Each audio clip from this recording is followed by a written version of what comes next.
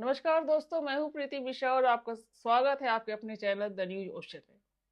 आज हम बात करेंगे ऐसे सवाल की जो सिर्फ राजनीति का नहीं बल्कि राष्ट्र की सुरक्षा और वैश्विक साजिशों का है। मोदी कौन है? ये सवाल सिर्फ सोशल मीडिया का ट्रेंड नहीं बल्कि एक गहरी चेतावनी है। नरेंद्र मोदी भारत के प्रधानमंत्री जो वैश्विक मंच पर भारत को मजबूत बना रहे हैं, लेकिन उसी के चलते कुछ ताकतें उन्हें सत्ता से हटाने पर तुली है। ढाका की ताजा खबरों से साफ है कि सत्ता हमारे पास रहनी चाहिए, क्योंकि ये सिर्फ कुर्सी का खेल नहीं बल्कि राष्ट्र की रक्षा का मामला है। आज हम खोलेंगे वो पन्ने जो दशकों से छिपे हैं। क्या ढाका में कोई प्लान बन रहा था? क्या वो प्लान सिर्फ मॉनिटरिंग के लिए था? और असल में एक्शन चीन में क्यों है? क्यों कुछ ताकतें चाहती है कि भारत चीन के साथ आए तो उन्हें दर्द हो? हम बात करेंगे पुरानी घटनाओं से लेकर आज की साजिशों तक, और वो भी सबूतों के साथ। तो चलिए, इससे पहले हम आपको पूरी खबर बताएं, आपसे अनुरोध है कि हम देश हित में काम करें, इस वीडियो को लाइक और अधिक से अधिक शेयर करें। कमेंट बॉक्स में अपनी प्रतिक्रिया जरूर दें। हमारे चैनल को सब्सक्राइब करें और नए वीडियोस की नोटिफिकेशन के लिए बेल आइकन पर जरूर क्लिक करें। तो चलिए, अब आपको पूरी खबर की ओर ले चलते हैं। तो शुरू करते हैं पहली कड़ी से। पहली कड़ी क्या है? ढाका का प्लान और मॉनिटरिंग से एक्शन तक। जी हाँ दोस्तों, बांग्लादेश में शेख हसीना की सत्ता उखड़ते ही खबरें उड़ी कि चीन इसका दोषी है। लेकिन क्यों? क्या ये सिर्फ संयोग था या फिर एक सुनियोजित प्लान का हिस्सा? 2024 में बांग्लादेश की राजनीतिक अस्थिरता ने पूरी दुनिया को हिला दिया। छात्रों के कोटा विरोध से लेकर आंदोलन जो शुरू हुआ, वो हसीना सरकार के खिलाफ विद्रोह बन गया। 5 अगस्त 2024 को शेख हसीना ने इस्तीफा दिया और भारत भाग आई। लेकिन सवाल ये है कि क्या ये आंदोलन घरेलू था या विदेशी ताकतों का हाथ था? रिपोर्ट्स बताती हैं कि पाकिस्तान की आईएसआई और चीन ने हसीना के खिलाफ साजिश रची। फर्स्ट पोस्ट की एक रिपोर्ट में कहा गया कि आईएसआई ने जमात इस्लामी और छात्र संगठनों को फंडिंग दी ताकि हसीना की सरकार को अस्थिर किया जा सके। चीन, जो हसीना के समय भारत की करीबी थी, अब नए ढाका सरकार के साथ करीब आ रहा है। लेकिन असली प्लान क्या था? सोर्सेस के मुताबिक ढाका में प्लानिंग हुई, लेकिन एक्शन का केंद्र चीन था। क्यों? क्योंकि भारत और चीन करीब आ रहे थे। 2024 में ब्रिक्स समिट में मोदी शी जिनपिंग से मुलाकात की। इस मुलाकात ने दोनों रिश्तों को नई दिशा दी। राइट्स की रिपोर्ट्स के अनुसार दोनों ने सीमा विवाद सुलझाने पर सहमति जताई। लेकिन ये करीबी कुछ ताकतों को खल रही थी। वो ताकतें कौन थी? वो जो भारत और चीन में युद्ध चाहती थी। 1962 का भारत चीन युद्ध याद कीजिए। उस समय अमेरिका ने भारत को धोखा दिया जबकि चीन ने हमला किया। लेकिन आज जब दोनों साथ आ रहे हैं तो किसे दर्द हो रहा है? अमेरिका को, क्योंकि ये उनकी इंडो पैसिफिक स्ट्रेटेजी को कमजोर करता है। और रूस, अगर भारत और रूस भिड़ जाए तो रूस कमजोर पड़ता है। दशकों से रूस को कमजोर करने की कोशिशें हो रही हैं। सीरिया और ईरान रूस के इस्लामिक साझेदार। वहां क्या हो रहा है? सीरिया में अमेरिकी दखल, ईरान पर सैंक्शंस, ये सब रूस को अलग थलग करने का प्लान है।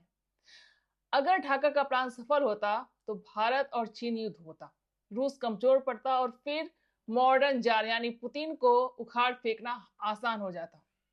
और इसके सबूत क्या है? GIS reports.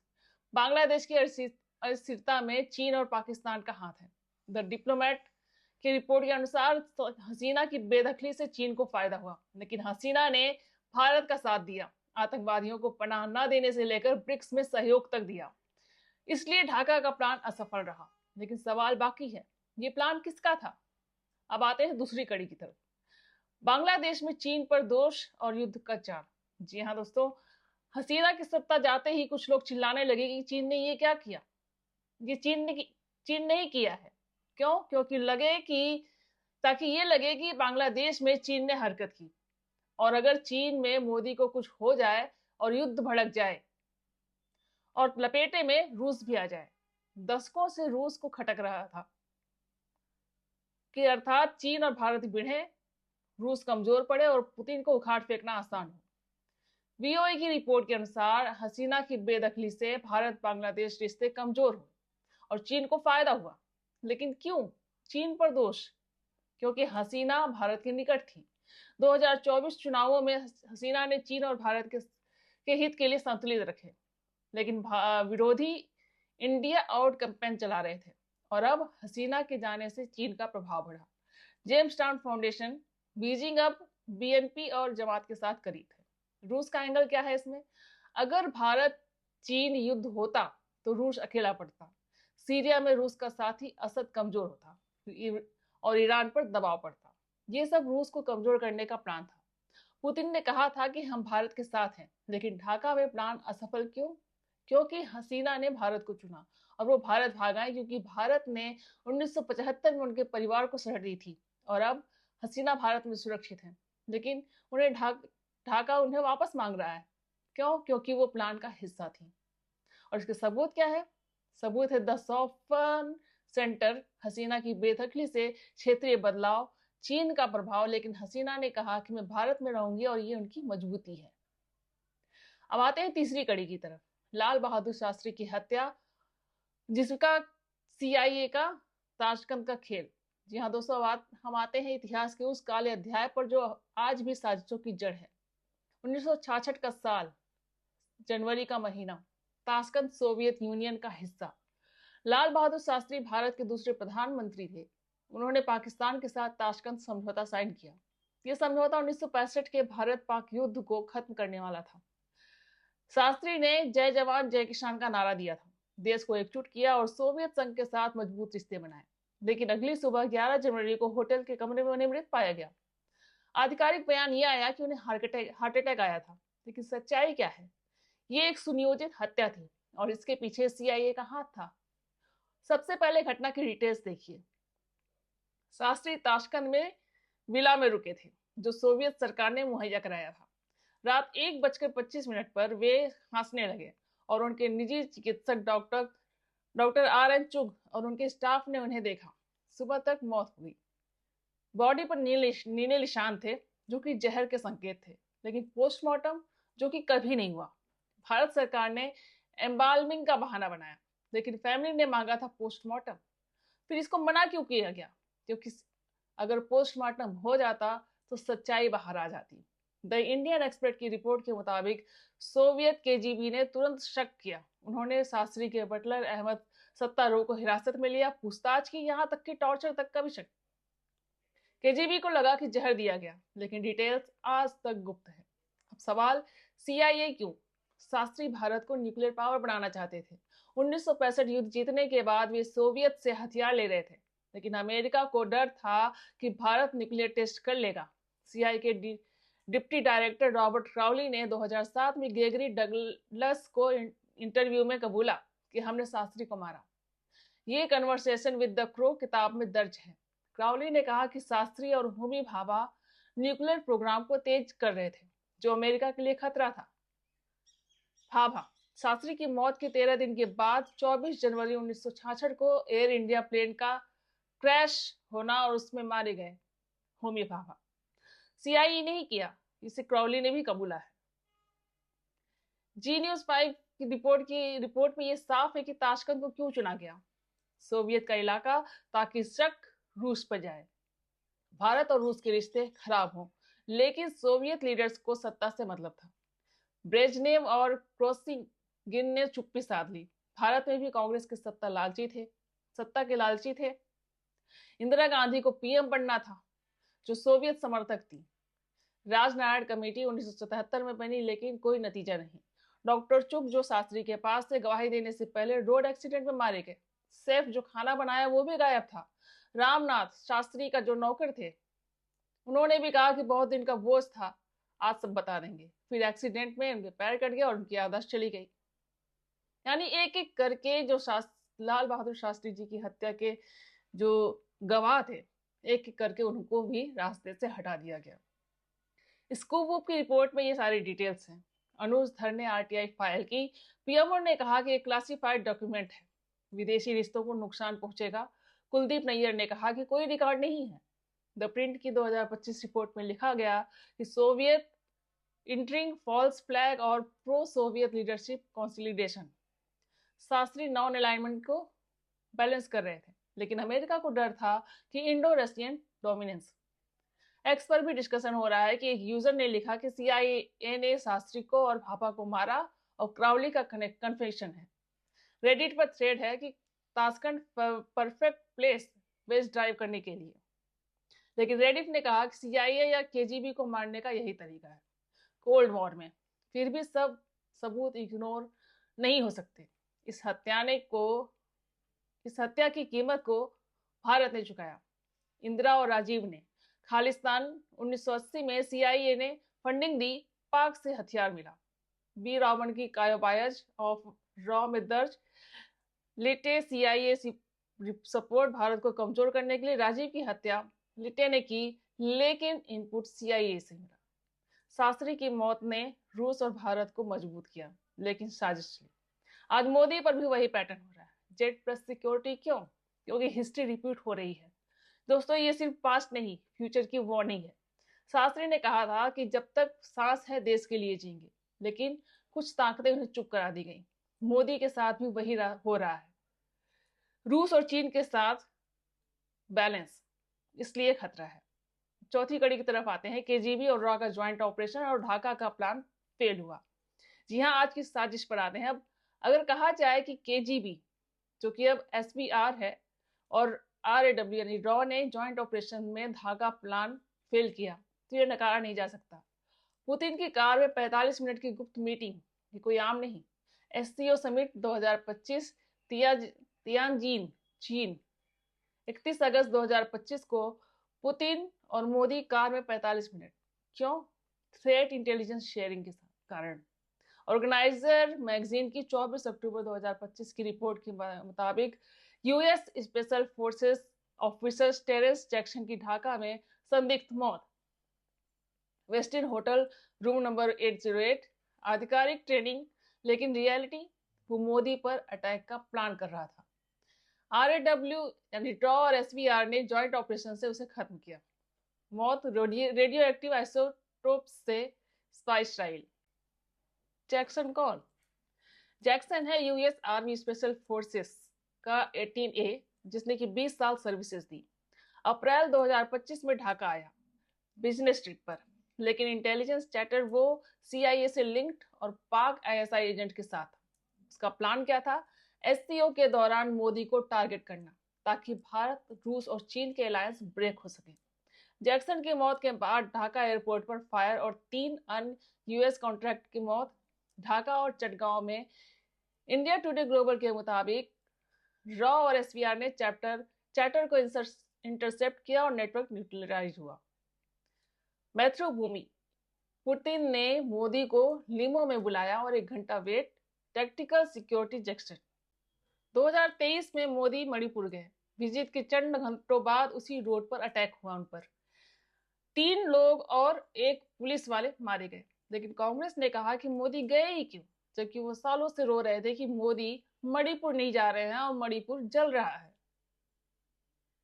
NPR में 130 लोग मारे गए, हजारों लोग डिस्प्लेस्ड हुए। लेकिन मोदी विजिट के बाद क्लैश और बढ़ गए।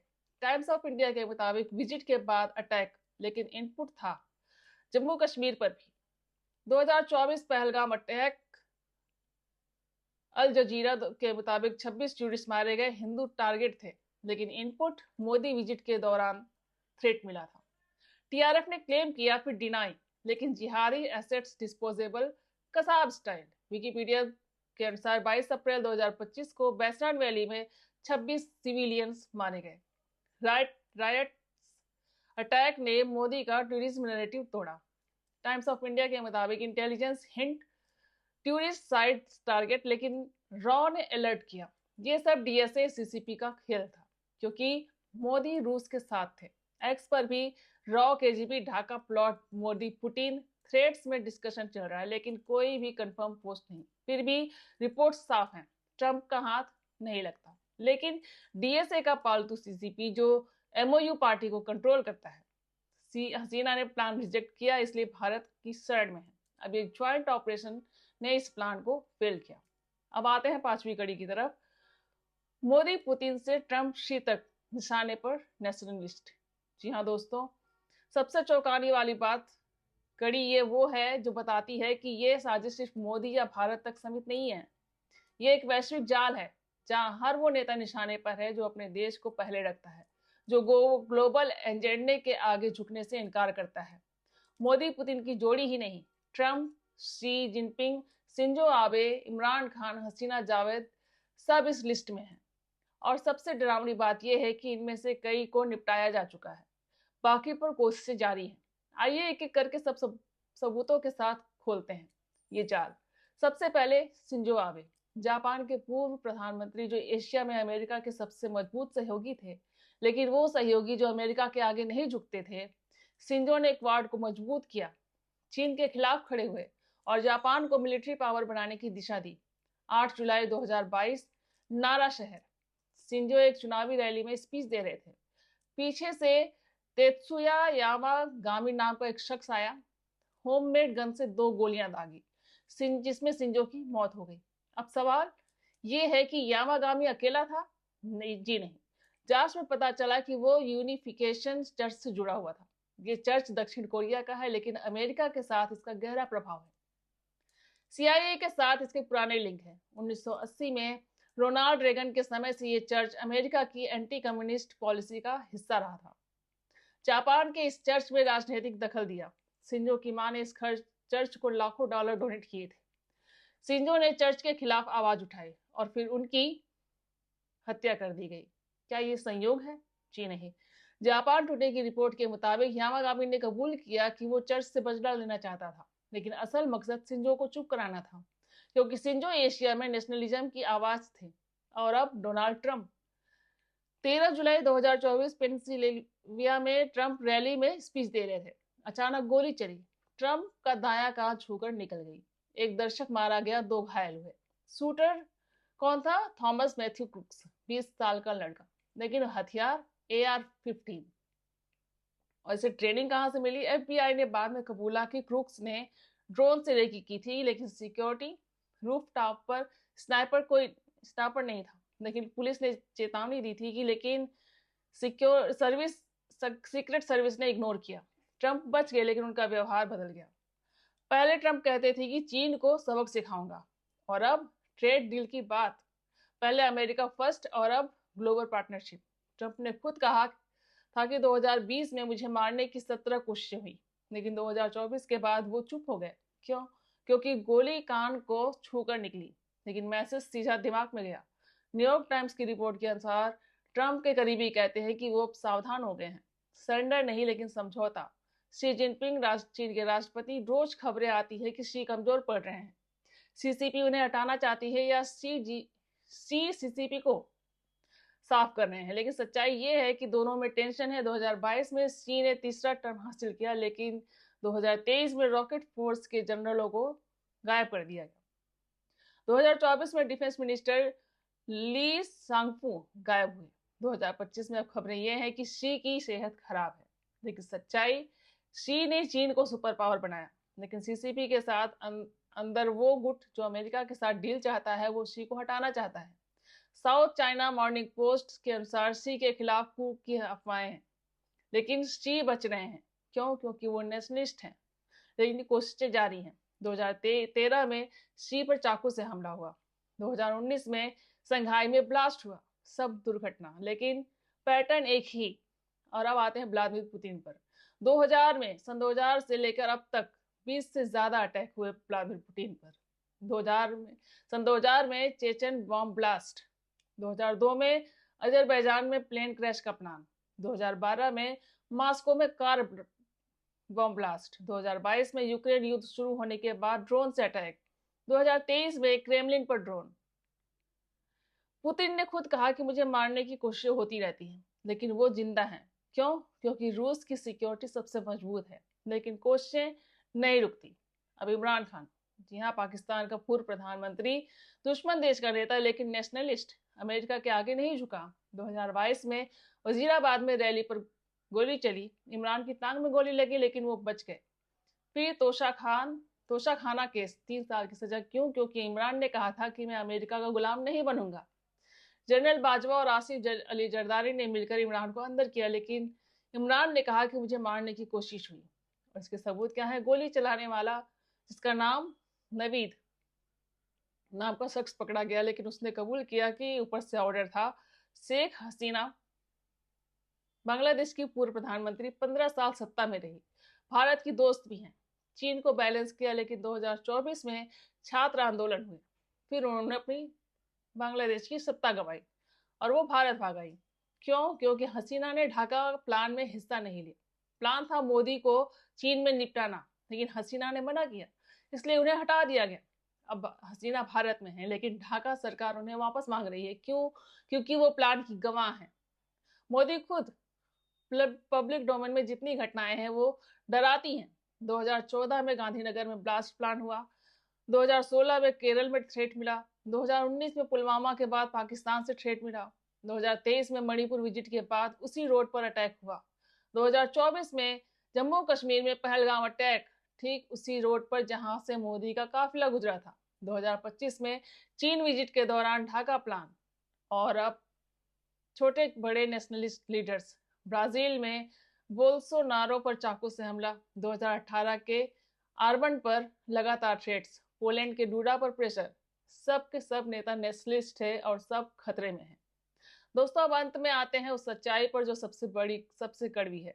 हमारे नेता बार बार चिताते हैं कि हम कुछ अदृश्य शक्तियों से पंगा ले रखा है, ये हमें जिंदा नहीं छोड़ना चाहते, लेकिन कौन मानता है? उल्टा कॉन्स्पिरेसी थ्योरी कहकर हंस दिया जाता है और कहा जाता है कि सिंपैथी गेन करने का नाटक है। खुद मोदी ने कितनी बार कहा, 2014 में लाल किले से मुझे मारने की साजिशें हो रही हैं, 2019 में मेरे खिलाफ जहर तक मिलाया गया, 2023 में विदेशी ताकतें मुझे हटाना चाहती हैं, लेकिन कितनों ने यकीन किया? मीडिया ने इसे खारिज किया, कहा कि ये सब चुनावी ड्रामा है। शास्त्री जी के बाद क्या हुआ? कोई जांच नहीं। इंदिरा की हत्या के बाद खालिस्तान को दोष, लेकिन सीआईए का नाम नहीं आया। राजीव की हत्या के बाद लिट्टे को दोष, लेकिन इनपुट कहां से आया? कोई नहीं बोला। और सिर्फ लीडर्स ही नहीं, बिजनेसमैन, मुकेश अंबानी को जेट प्लस सिक्योरिटी। क्यों? क्योंकि वो भारत में निवेश ला रहे हैं। गौतम अडानी को थ्रेट्स। क्यों? क्योंकि वो पोर्ट्स एनर्जी में भारत को मजबूत बना रहे हैं। रतन टाटा को प्रोटेक्शन। क्यों? क्योंकि वो डिफेंस में भारत को आत्मनिर्भर बना रहे हैं। साइंटिस्ट होमी भाभा, 1966 में एयर इंडिया फ्लाइट 101 क्रैश, आधिकारिक दुर्घटना, लेकिन सबूत सीआईए का हाथ। विक्रम साराभाई 1971 में मौत, आधिकारिक हार्ट अटैक, लेकिन उस उम्र जो है 52 साल, कोई पोस्टमार्टम नहीं। एपीजे अब्दुल कलाम, 2015 में मौत हुई उनकी, आधिकारिक पुष्टि ये हुई कि हार्ट अटैक आया, लेकिन शिलोंग में स्पीच के दौरान कोई जांच नहीं। छोटे साइंटिस्ट, डीआरडीओ के प्रोजेक्ट्स पर काम करने वाले, 2010 से 2020 के बीच 12 साइंटिस्ट की संदिग्ध मौतें हुई, कोई सुसाइड, कोई एक्सीडेंट, लेकिन पैटर्न सब न्यूक्लियर मिसाइल ड्रोन प्रोजेक्ट्स पर जो साइंटिस्ट काम कर रहे थे उन्हें रास्ते से हटा दिया गया। और मीडिया, वो तो डॉगी मीडिया है।